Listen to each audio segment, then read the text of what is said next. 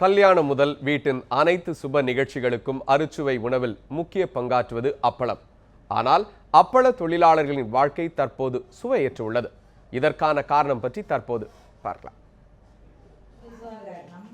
எந்த ஆண்டையும் விட தற்போது அப்பளம் செய்வதற்கான மூலப்பொருளான உளுந்தின் விலை பன்மடங்கு உயர்ந்துள்ளது. அதனால் இத்தொழில் அதல பாதாளத்திற்கு செல்லும் நிலை ஏற்பட்டுள்ளதாக கூறுகிறார் இத்தொழிலில் 30 ஆண்டுகளாக ஈடுபட்டுள்ள மணிகண்டன். போன வாரம் புக் பண்ணால் இந்த வாரம் தான் பருப்பு சப்ளை ஆகுது.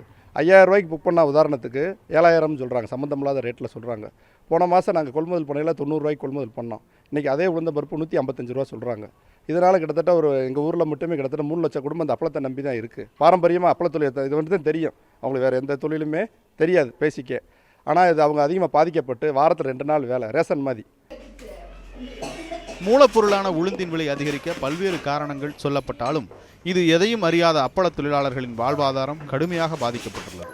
உளுந்து விலையேற்றம் காரணமாக அப்பள உற்பத்தி நிறுத்தப்பட்டுள்ளதால் ஆயிரக்கணக்கான தொழிலாளர்கள் வேலை இழக்கும் நிலை ஏற்பட்டுள்ளது. மதுரையில் மட்டும் ஆண்டிற்கு சுமார் 300 கோடிக்கு மேல் அப்பள வர்த்தகம் நடைபெற்று வந்த நிலையில் இன்று 50 கோடி ரூபாய் வர்த்தகம் நடைபெற்றாலே பெரிய விஷயம் என்கின்றனர் இத்தொழிலில் ஈடுபட்டுள்ளவர்கள். வாரத்திற்கு 2 நாட்கள் மட்டுமே தற்போது வேலை செய்யும் இத்தொழிலாளர்கள் மூலப்பொருளின் விலையேற்றத்தினால் நிரந்தரமாக இத்தொழில் நசிந்துவிடும் அபாயத்தில் இருப்பதாக தெரிவித்துள்ளனர். தங்களது வாழ்வாதாரத்தை காக்க அரசு உதவிக்கரம் நீட்ட வேண்டும் என்றும் அவர்கள் கோரிக்கை விடுத்துள்ளனர். முந்தைய 7 நாள் பார்த்த வேலை இப்போ எங்களால் 2 நாள் 3 நாள் தான் பார்க்க முடியுது.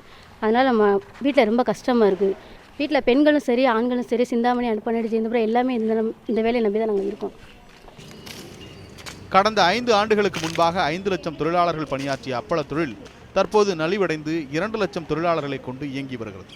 அப்பளம் தயாரிப்பதற்கான மூலப்பொருட்கள் உள்ளிட்ட பல்வேறு காரணங்களால் நலிவடைந்துள்ள இத்தொழிலை அரசு காப்பாற்றும் என்ற நம்பிக்கையில் பணியாற்றி வருகின்றனர் இத்தொழிலாளர்கள். ஒளிப்பதிவாளர் அருண் மற்றும் கார்த்திக்குடன் வினோத், நியூஸ் 7 தமிழ், மதுரை.